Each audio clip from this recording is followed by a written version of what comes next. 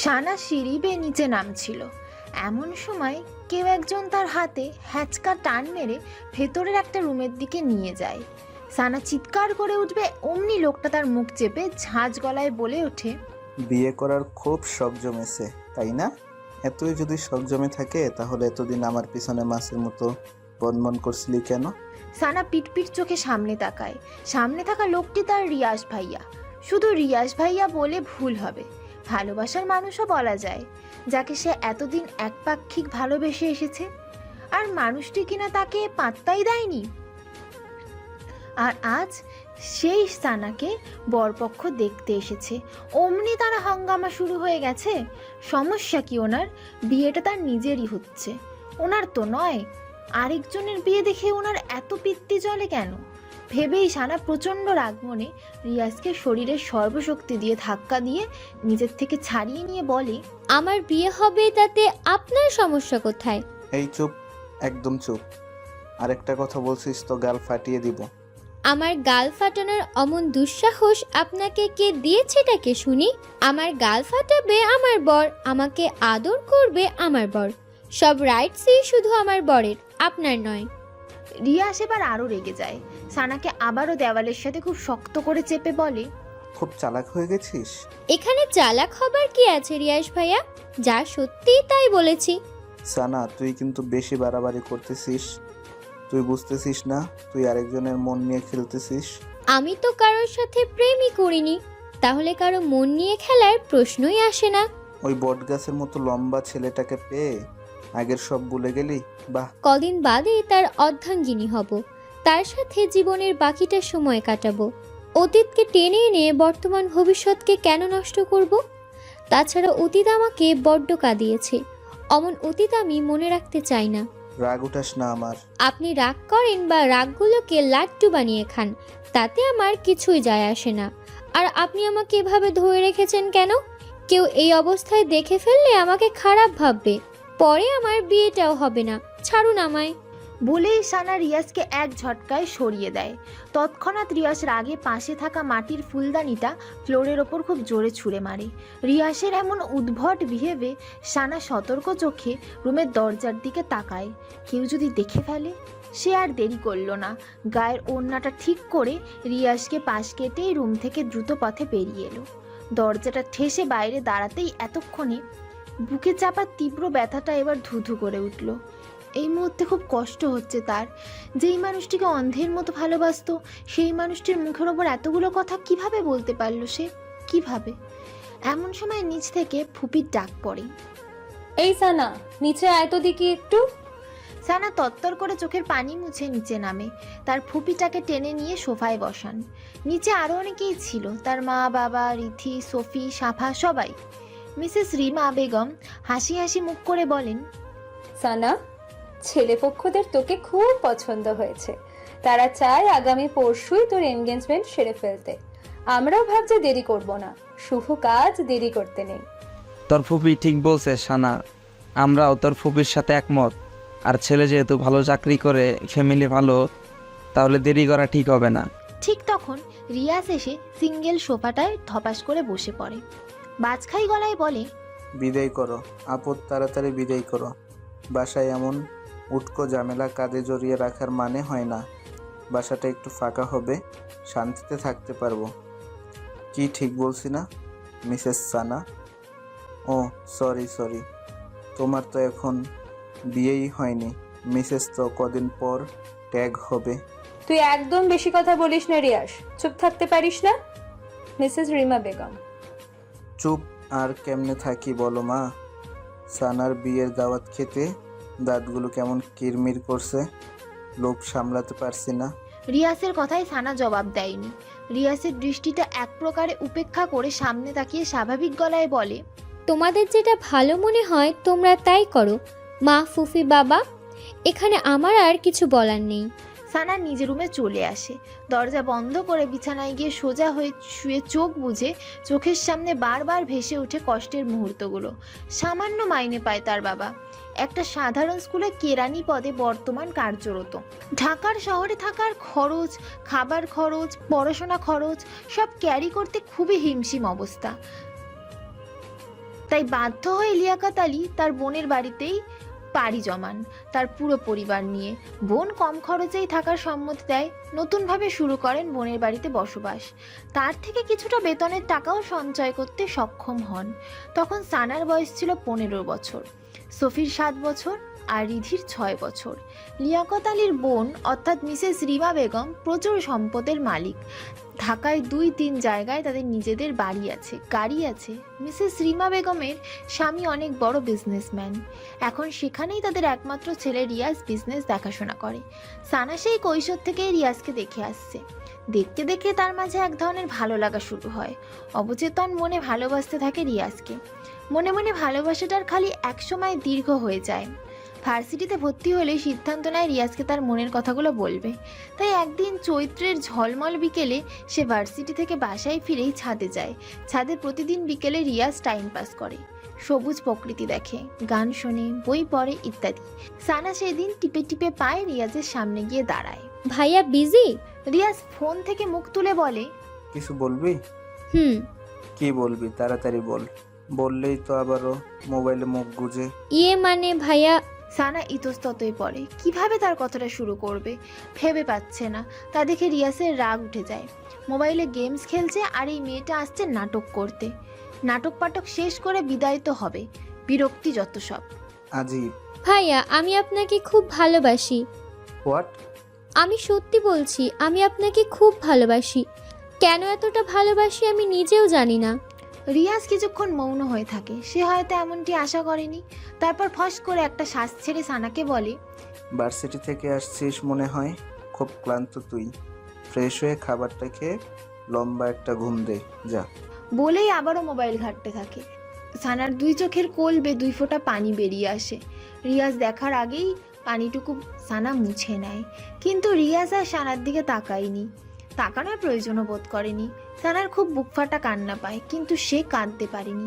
হৃদয় ভাঙা মন নিয়ে ছাদ থেকে নেমে আসে। তাকে ছাদ থেকে নেমে আসতে দেখে তার ফুপি মিসেস রিমা বেগম বেশ অবাক হন। কারণ তার ছেলে এখন ছাদে, এই মেয়ে আবার এই সময় ছাদে গিয়েছে কেন? সেই রাতেই তিনি সানাকে ডেকে পাঠান। সানা ওনার সামনে এসে দাঁড়াতেই বলেন, এই বাড়িতে তোদের কম খরচে থাকতে দিই, খেতে দিই, সব কিছুতেই তোদের সুবিধা দিই। ইদানিং দেখতেছি তুই আমার ছেলের আশেপাশে ঘুরঘুর করতেছিস। আমার একটা মাত্র ছেলে, কত আদরে তা তো তুই জানিস। তাকে নিয়ে আমার কত স্বপ্ন, কত আশা। তোর কাছে আমার অনুরোধ, আমার ছেলের থেকে দূরে দূরে থাকবি। সেদিন সানা তার ফুপির কথার পিঠে কোনো জবাব দিতে পারল না। কথাগুলো সত্যি। আসলেই তো সে ওনার ছেলের পেছনে ঘুরঘুর করে। সেদিন ওনার কথাগুলো এবং রিয়াসের প্রপোজাল রিজেক্ট সানাকে খুব পীড়া দেয়। সেদিনই মত পরিবর্তন করে ফেলে। তার ফুপিদের অর্ধেক ভরসায় তার পরিবারের মাথা গুঁজে আছে, বেঁচে আছে। যদি তাকে নিয়ে তার ফুপি উল্টোপাল্টা কিছু ওঠায়, তাহলে তার পরিবারের প্রতিটি মানুষের জীবন কতটা সংকটাপন্ন। তারপরে তার ছোট 2 ভাই বোন আছে, তাদেরও তো একটা গতি করতে হবে। না, আর কিছুতেই ভাবা যাবে না। আর কিছু সে ভাবতে পারল না। ডিসিশন ফাইনাল করলো যে রিয়াস নামের এই লোকটাকে কষ্ট হলেও ভুলে যাবে। ভুলে যাবে বলেছে, ভুলে যাবে বলেইছে বলে কি সে নিজেকে স্বাভাবিক রেখেছে? সেই রাতে তার সে কি কান্না!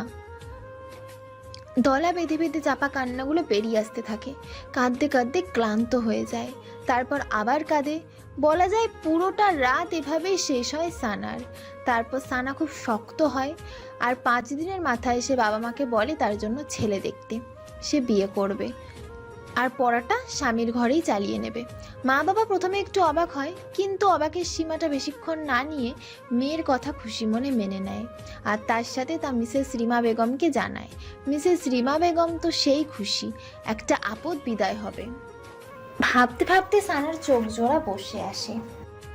লম্বা একটা দীর্ঘশ্বাস ছেড়ে ঝাপসা চোখ মেলে ওপরের দিকে তাকায়। রেস্টুরেন্টের একদম কোণার একটা ক্রিস্টালের চেয়ারে বসে আছে রিয়াজ। তার হাতের সামনে একটা কোকাকোলার বোতল পড়ে আছে। তার চোখ মুখ গোমরা ভাব, গোমরার মাঝে রাগের ছাপ স্পষ্ট। রিয়াসের এখনও বিশ্বাস হচ্ছে না মাত্র 25 দিনের মাথায় সানা এতটা পরিবর্তন হবে। এই তো কিছুদিন আগে মেয়েটি তার পিছনে আঠার মতো লেগে থাকতো, মাকে এটা সেটা বাহানা করে তার রুমে চা নিয়ে যেত, ছাদে এসে ফুল নেড়ে নেড়ে সুরেলা গান ছেড়ে দিত, শেষ মুহূর্তে তার মনের আকুপাকু কথাগুলো বলে দিল। মানছে সে হঠাৎ সানার ওপর অমন কথার কি উত্তর করবে সে নিজেই সেটা ভেবে পায়নি। আর এমনটা হওয়া স্বাভাবিক, কারণ ভালো লাগার মানুষটা যদি তার নিজের মনের কথাগুলো নিজেই বলে দেয় তখন তার খুশির সীমা থাকে না। অতি খুশিতে সে প্রায় বাকরুদ্ধ, স্তব্ধ হয়ে যায়।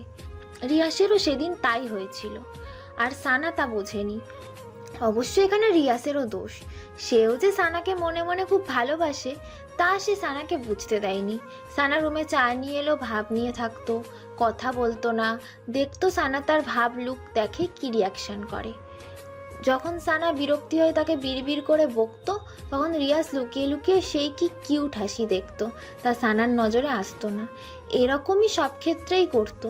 সানাকে রিয়াসের মনে ধরেছিল প্রায় 1 বছর আগে সাফার বার্থডে পার্টিতে। সাফা রিয়াসের ছোট বোন। সেদিন সানা লাল রঙা একটা লেহেঙ্গা সাথে হাই হিল শু পরে যখন সবার সামনে এলো, রিয়াস এবং রিয়াসের ফ্রেন্ডরা যেন চড়ক গাছ হয়ে গেল। এই একটা মেয়ে যে এতগুলো মানুষের মাঝে প্রথমেই চোখে পড়ার মতো। রিয়াসের ফ্রেন্ডরা তো সেদিন রিয়াসের পিছুই ছাড়তে চায়নি। দোস্ত, ওই মেয়েটাকে আমার চাই, ওই মেয়েটারে আমার চাই চাই বলতে বলতে একদম রিয়াসের কানটা ঝালাফালা করে দিল। কিন্তু রিয়াস তাদের সবাইকে এক ধমকে থামিয়ে দিল। আমেজ মাখানো গলায় বলল, তোরা আমার জিএফকে নিয়ে যাবি? এত সাহস তোদের? সবাই সেদিন আর নয়নে রিয়াসের দিকে তাকিয়ে রইল, আর সানার দিকে চোখ তুলে তাকানোর সাহস হলো না। অথচ আর মাত্র কিছুদিনের ব্যবধানে তার লাল পরিটা অন্যের হয়ে যাবে। কোকোলাটা শেষ করতো রিয়াস। এভাবে মন খারাপ করে পড়ে থাকলে সমস্যার সমাধান হবে না। আবেগের কথায় ঘোর কাটলো রিয়াসের। আবেগ, তুলি, রাহুল ওদের সাথে দেখা করতেই মূলত রেস্টুরেন্টে এসেছে রিয়াস। এরা তার জানের জান দোস্ত, এদের সাথেই সবকিছু শেয়ার করে সে।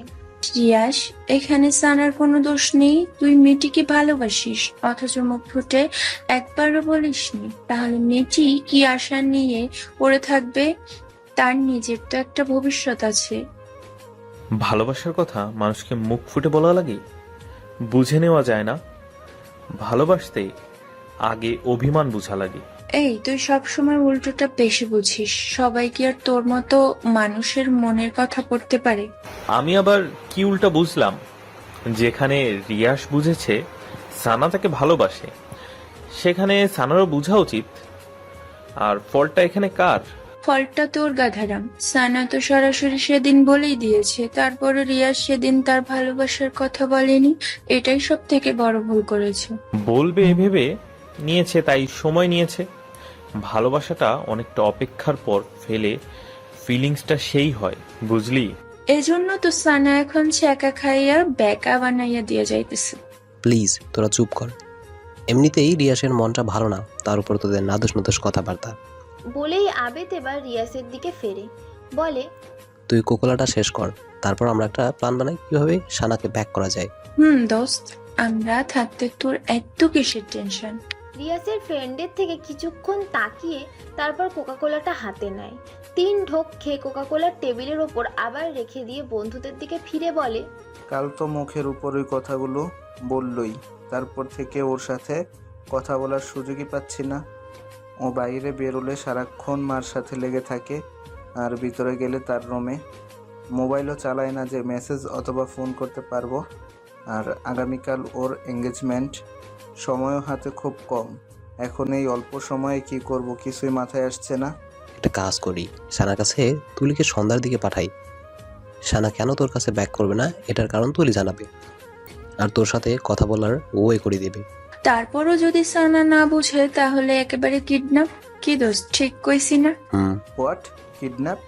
অবাক হওয়ার কিছু নাই রেশ। এছাড়া তো আর উপায় দেখছি না। তোর ভালোবাসার মানুষকে পেতে হলে এটা তোকে করতেই হবে। রিয়াস কিছুক্ষণ ভাবলো, তারপর মৃদু মাথা নেড়ে সম্মতি জানায়। রাত 9:45। কিছুক্ষণ আগে হলো সবার ডিনার সেরেছে। এই বাসায় ডিনারটা একটু তাড়াতাড়ি করা হয়। মিসেস রিমা বেগমের আদেশে সবাই 10টার মধ্যেই ঘুমিয়ে পড়বে, তাহলে সকলে সবুজ প্রকৃতি দেখতে পাবে। সবুজ প্রকৃতির হাওয়া স্বাস্থ্যের জন্য খুব ভালো। সানা তার রুমের বিছানার ওপর পা ভাঁজ করে বসে আছে, কিছুতেই চোখে ঘুম ধরা দিচ্ছে না। 9:35 থেকে চেষ্টা করে আসে ঘুমোতে। চেষ্টাতে যখন ব্যর্থ হলো তখন মুখে একগাদা বিরক্তি নিয়ে আবার বসে পড়ল। আসলে ঘুমটা হচ্ছে না, মূলত তুলির আপুর কারণে। তুলি আজ সন্ধেই তার সাথে দেখা করে গিয়েছে রিয়াসের ব্যাপারটা বলতে, কিন্তু এখানেও সে তুলির সবগুলো কথার পাল্টা জবাব দিয়েছে। না, রিয়াসের লাইফে আর ফিরে যাবে না, আর না তার সাথে দেখা করবে, আর না তার সাথে কথা বলবে। নিজের কথার ওপর অটুট রেখেই তুলিকে রিক্ত হাত যেতে বাধ্য করলো। অমন বিহেভে এখন নিজেই স্বস্তি দিতে পারছে না, ভেতরটা কেমন উৎসুক করছে। এমন সময় দরজায় কড়াঘাত পড়ে। সানা পাশ থেকে ওড়নাটা ভালোভাবে গায়ে জড়িয়ে নিয়ে দরজাটা খোলে। তাকিয়ে বাড়ির কাজের লোক মিনা আপা এসেছে। আপা, রিয়াজ ভাইজান কইছে আপনি ওনার লাইকা 1 কাপ কফি করে নিয়ে যাইতেন। মাথাটা নাকি ওনার প্রচন্ড ব্যথা করতেছে। আপনি করে দেননি? আসলে ভাইজান কইছে আমার হাতের কফি নাকি ওনার ভাল লাগে না, তাই আপনারে কইরা দিতে। ফুফি ঘুমিয়ে গেছে? হক করলে ঘুমাইছে। সানার কফি বানানো শেষ হলেই সে মিনা খাতুনকে ডাক দেয়। 1 বার 2 বার 3 বার, কিন্তু মিনা খাতুনের কোনো সাড়া এলো না। ফোনে কল এসেছে কথা শেষ করেই চলে আসবে বলে, সেই যে রুমে ঢুকে কফিটা ঠান্ডা হয়ে গেছে, মিনা খাতুনের এখনও আসার নামগন্ধ নেই। সানার খুব রাগ লেগে যায়। সে এখন কফি হাতে নিয়ে আবার দাঁড়িয়ে থাকবে, নাকি সে নিজে গিয়ে রিয়াসের কফির মগটা দিয়ে আসবে। কিন্তু রিয়াসের রুমে তার এখন যাওয়াটা তো একদমই ঘটে না, আর যেতেও ইচ্ছে করছে না। ভাবতে ভাবতে সানা কিছুক্ষণ নিশ্চুপ হয়ে দাঁড়িয়ে থাকে। কফি ঠান্ডা হলে কি আমার রুমে কফি নিয়ে যাবি? কারো কণ্ঠস্বরে সানার সদ্বিত ফিরে আসে। সামনে তাকিয়ে দেখে রিয়াজ ভাইয়া স্ট্রেট পকেটে হাত গুজে দাঁড়িয়ে। রিয়াজকে দেখে সানার ভেতরটা থরথর করে কেঁপে ওঠে। বার দুয়েক ঢোক গিলে সে সতর্ক চোখে চারপাশটা তাকিয়ে নিয়ে মুহূর্তে মাথাটা নুইয়ে আনে, আর মনে মনে বলে, প্লিজ ভাইয়া, প্লিজ আপনি এখান থেকে যান, কেউ দেখে ফেললে সর্বনাশ হয়ে যাবে। কিন্তু মনের কথা আর মানুষ কি শোনে? রিয়াজ সানার দিকে কিছুক্ষণ স্থির চাউনিতে তাকিয়ে থাকে, তারপর বলে, তা কফি নিয়ে যেতে এত লেট হচ্ছে কেন? শেষবার আমার কফি খাইয়ে তো স্মৃতিটুকু মনে রাখতেও দিবি না, এত তাড়াতাড়ি নির্দয় হয়ে গেলি। রিয়াজের এই কথার পিঠে সে কি জবাব দেবে তা সে জানে না। কথা বলছিস না কেন সানা? আমার জন্য কি তোর একটুও মায়া হয় না? এখান থেকেই যে করেই হোক তাকে যেতে হবে, না হলে মিনা আপার চোখে পড়লে ফুপির কানে, আর তখন কেল্লা ফতে। ভেবেই সানার চুপ থাকলো না। ভাইয়া, আমি রুমে যাচ্ছি, কফিটা এখানে রাখলাম বলেই রুমের দিকে পা বাড়ায়। তখন রিয়া সানার বাম হাতটা খপ করে ধরে। সানার এবার ভেতরটা দুমড়ে মুচড়ে ওঠে। ভাইয়া প্লিজ ছাড়ুন, কেউ দেখে ফেলবে। মিনা আপা এখনো জেগে আছে। দেখলে দেখুক, আমি ভয় পাই না। তোর সাথে আমার এখনো অনেক কথা বলার আছে। আগে সব কথা শেষ করি, তারপর যাবি। এর আগে 1 পাও নড়তে পারবি না। কেন আমাকে বারবার বিরক্ত করতে আসেন? কেন আমাকে শান্তিতে থাকতে দিচ্ছেন না? তুই সত্যিই জানিস না কেন আমি এরকম করি? না, আর জানতেও চাই না। রিয়াসের চোখের দৃষ্টি এবার তীক্ষ্ণ হয়ে আসে। চরম আহত গলায় বলে, তুই আমাকে এত সহজে ভুলে গেলি? সানা চুপ হয়ে থাকে। রিয়াস এক ঝটকায় সানাকে সামনে টেনে আনে। এই, তুই তো আগে এরকম ছিলি না, তুই হঠাৎ এমন হয়ে গেলি কেন সানা? মনে পড়ে না আগের স্মৃতিগুলো একবারও? কদিন পর অন্যের ঘরে চলে যাবি। এতদিনে যে মানুষটার জন্যে গান গাইতিস, চা নিয়ে আসতিস, ভালোবাসার অনুভূতিগুলো জমা রাখিস, সেই মানুষটাকে ছেড়ে কিভাবে অন্যের ঘরে ভালোবাসা ছড়াবি? এতটা নির্দয়, পাষাণ, কঠোর তুই। সময় থাকতে ফুলের গোড়ায় পানি না দিলে সে ফুল কি আর তাজা থাকে? শুকনো পাতার মতো নেতিয়ে যায়। অবশ্য ইচ্ছাটারও তখন আর মূল্য থাকে না। রিয়া সানার হাতটা ছেড়ে দেয়। ফস করে একটা স্তব্ধ নিঃশ্বাস ছেড়ে বলে, আমার একটা অনুরোধ রাখবি সানা? এই শেষ একটা অনুরোধ। আর না আমি তোকে বিরক্ত করব, আর না তোকে জ্বালাবো। সানা কিছুক্ষণ চুপ থাকে, তারপর সম্মতি দেয়। রিয়াসের মুখে হাসি ফুটে ওঠে, বলে, আজ তুই আমার সাথে কফি খাবি, তাও কফিটা আমি নিজে হাতে বানাবো। কফি কোথায় খেতে হবে? ছাদে। আর মিনা আপাকে নিয়ে বই পাস না, সে দরজায় ছিটকেনি লাগিয়ে তখনই ঘুমিয়ে দেশে তলিয়ে গেছে। নামার সময় দেখছিলাম, ভয় পাওয়ার কিছু নেই। আচ্ছা, এইটুকুই তো অনুরোধ? আর অন্য কোনো প্রসঙ্গ টেনে আনবেন না তো? ওহো, পাক্কা? একদম পাক্কা। তারপর রিয়াজ আগের কফিটা বেসিনে ফেলে দিয়ে সে নিজে আবার কফি বানাতে লেগে যায়। সানা অন্যদিকে তাকায়। তার কাছে কেমন অস্বস্তি অস্বস্তি লাগছে। মনে সন্দেহ হচ্ছে, এই হঠাৎ আমাকে নিজে হাতে কফি বানিয়ে খাওয়ার অফার করলো কেন? এর পেছনে এক্স্যাক্ট কোনো কারণ নয় তো? আচ্ছা, মিনা আপা যখন আমাকে বলেছিল রিয়াজ ভাইয়ার জন্য 1 কাপ কফি বানাতে, তখন আমার মনে হলো খুব ভালো লাগা একটা অনুভূতি হলো। এই শেষ সুযোগ প্রিয় মানুষটিকে নিজের হাতে কফি বানিয়ে খাওয়াতে। হয়তো এরকম সুযোগ আর কখনোই আসবে না। আফসোস, কষ্টমাখা মন নিয়ে কফি বানাই। ঠিক আমার মতো এখন রিয়াজ ভাইয়াও সেই রকম ফিল হচ্ছে না তো? হয়তো। পৃথিবীতে ভালোবাসাগুলো এত কষ্টের কেন? কতগুলো হাসি মুখের জন্য আরেকটা হাসি মুখে বিসর্জন করে দিতে হয়। এর নামে বুঝি নিয়তি? ভাবতে ভাবতে সানার চোখ জোড়া বসে আসে। ম্যাডাম, আপনার কফি।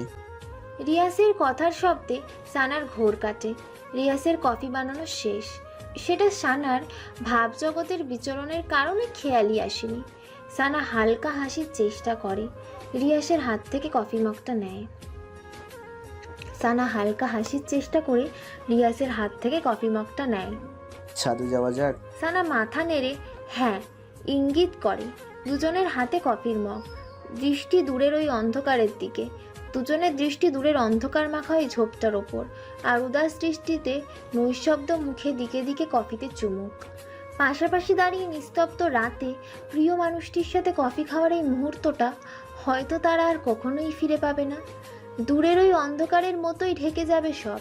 থাকবে আক্ষেপ, কষ্ট, দুঃখ ভরা রাত। ভাবনার মাঝেই চোখ ঝাপসে আসে সানার। মাথা ঘুরতে থাকে প্রচণ্ড। সানা মাথায় হাত রেখে কাঁপা কাঁপা গলায় বলে, আমার কাছে কেমন যেন লাগছে, পৃথিবীটা কেমন মাথার ওপর ঘুরছে। আমি যেন পড়ে যাচ্ছি নিচে। প্লিজ ভাইয়া ধরুন আমায়, ধরুন, পড়ে যাচ্ছি আমি। অমনি রিয়াজ সানাকে তার বাহু ধরে জড়িয়ে নেয়। তার হাত থেকে মগটা নিয়ে তার নিচে রাখে। সানা মুহূর্তে ঘন ঘন নাক ডেকে ঘুমের দেশে তলিয়ে যায়। তা দেখে রিয়াসের সে কি হাসি। যাক, অবশেষে তার ঘুমের ট্যাবলেটটা কাজে দিল। এবার কিডন্যাপ করা ইজি হবে। কল বাজতেই রাহুল এক হাতে মইয়ের ভর সামনে, অন্য হাতে পকেট থেকে ফোনটা বের করে। রিসিভ করতেই ওপাশ থেকে, মই নিয়ে তাড়াতাড়ি পিছন সাইডে আয়। সানা এখন আমার 2 হাতের কোলে শান্তির ঘুমাচ্ছে। কুইক। রাহুল ওকে বলেই আবেদকে নিয়ে বিল্ডিংয়ের পেছনে মই নিয়ে লাগায় এক ছুট। মই দেওয়ালের সাথে ঘেঁষতেই রিয়া সানাকে বুকের সাথে মিশিয়ে খুব সাবধানে মই থেকে নিচে নিয়ে নামে। সূর্যের কড়া রোদটা গ্লাস ভেদ করে সানার চোখে লাগতেই সানার ঘুম ভেঙে যায়। সানা পিট চোখের পাতা মেলে চারপাশ তাকিয়ে চমকে ওঠে। জায়গাটা কেমন অচেনা অচেনা। গুড মর্নিং লালপুরি। কারো কণ্ঠস্বর শুনে সানা কাঁপা এবং ভয়ার্ত মাখা চোখে পাশ ফিরে তাকায়। তাকিয়ে দেখে তার রিয়াজ ভাইয়া বাথরুম থেকে বের হয়ে পাঞ্জাবির হাতা কোটাতে কোটাতে তার দিকে এগিয়ে আসছে। সানা মুহূর্তে স্তব্ধ হয়ে যায়। কখন জেগেছিস ঘুম থেকে? রাতে তো সেই লম্বা এক ঘুম দিছিলি। বলেই রিয়াজ হাসার চেষ্টা করে। সে হাসিতে রহস্যতা লেগে আছে। রিয়াজের কথাতে সানার তেমন ভাবান্তর হলো না। সানা চোখ জোড়া ক্রমশ তীব্র করে মনে চেপে রাখা কথাটা রিয়াজের দিকে ছুড়ে দেয়। আপনি আমাকে এখানে নিয়ে এসেছেন? রিয়াজ স্বাভাবিক ভঙ্গিমায় বলে, এখানে আমি এবং তুই ছাড়া আর তো কোনো তৃতীয় ব্যক্তি দেখতে পাচ্ছি না। সো অমন মহৎ কাজটা আমি ছাড়া আর কে করবে বল? কিন্তু এখানে কেন এনেছেন? এখানে কেন এনেছি তা তুই এখনো বুঝিসনি? ওই কিডন্যাপ নাকি টিডন্যাপ কি যেন, ওইটাই মনে কর। বলেই রিয়াজ পেছনের চেয়ারটা সামনে টেনে সামনে ধপাস করে বসে। মুহূর্তে সানার চোখ মুখ আকাশ সম বিস্ময়ে ছুঁয়ে যায়। আপনি এমন জঘন্য কাজটা কিভাবে করতে পারলেন? কিভাবে? এখন বাসার সবাই আমাকে কি ভাববে? মা, বাবা, ফুফি, ফুফা আমাকে কেউ আর ক্ষমা করবে? করবে না। বিয়ে করার খুব শখ জমেছিল, তাই তার প্রতিকারে এই বন্ধ ঘরটা তোর জন্য রেখে দিয়েছি। আপনি এতটা নীচ, নিজের কথাই ভাবলেন? একবারও আমার কথা, আমার সম্মানের কথা, আমার ফ্যামিলির কথা ভাবলেন না? বলার মাঝেই সানা দুই চোখ বেয়ে টপ টপ করে পানি পড়তে থাকে। এই কাঁদবি না, একদম কাঁদবি না বলছি, কাঁদলে কিন্তু গুম করে ফেলবো। করে ফেলুন খুন, আমি বাঁচতে চাই না, মরতে চাই, মরতে। এত অভিনয় করিস কেন সানা? তুই না আমাকে ভালোবাসিস? আগে বাঁচতাম, এখন আর বাসি না রিয়াজ ভাই। মিথ্যা কথা, সব মিথ্যা কথা। তুই আমাকে ভালোবাসিস, তুই তা স্বীকার না করলেও তোর চোখ ঠিকই আমাকে বলে দেয়। সানা চুপ হয়ে থাকে। রিয়াজও কিছুক্ষণ চুপ থেকে এবার হাই তোলে। স্বাভাবিক এবং সুদৃঢ় কণ্ঠে বলে ওঠে, এই ছাড়া আমার আর কোনো উপায় ছিল না সানা। তোকে বোঝানোর সবটাই আমার হাতের বাহিরে ছিল। শেষ মুহূর্তে তোর সাথে কথা বলতে চেয়েছি, তোকে বোঝাতে চেয়েছি, তোকে আমার মনের কথা বলতে চেয়েছি। তুলিকে দিয়েও চেষ্টা করিয়ে তোকে আমার সামনে আনতে, তাও পারিনি। ওই দিক দিয়ে তোর এঙ্গেজমেন্ট, হাতে সময় খুবই কম ছিল। বলা যায় কিডন্যাপ করতে এক প্রকারে বাধ্য হয়েছি। তার জন্যে আমি তোর কাছে ক্ষমা চাইছি। সানা এবার কোনো জবাব দেয়নি। সানা চুপ থাকা দেখে রিয়াজ বলে, এখনো রাগ করে আছিস আমার উপর? আমার অত কিছু ভাবতে ভালো লাগছে না, বাসায় যাব আমি, ব্যাস বাসায় যাব। আমাকে বাসায় দিয়ে আসুন। এত অস্থির হচ্ছিস কেন? বাসা তো যাবি।